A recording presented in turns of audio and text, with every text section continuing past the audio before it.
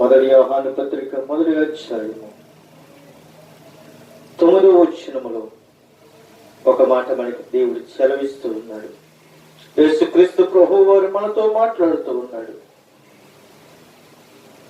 మన పాపములను మనము ఒప్పుకుని ఎడల ఆయన నమ్మదగిన వాడు.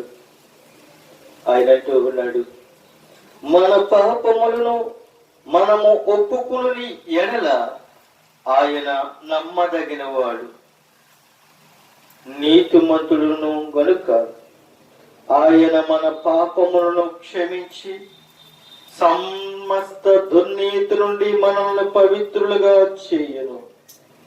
సమస్త దుర్నీతుల నుండి మనల్ని పవిత్రులుగా చేస్తున్నాడు. ఎందుకో తెలుసా? మన పవిత్రులుగా ఎందుకని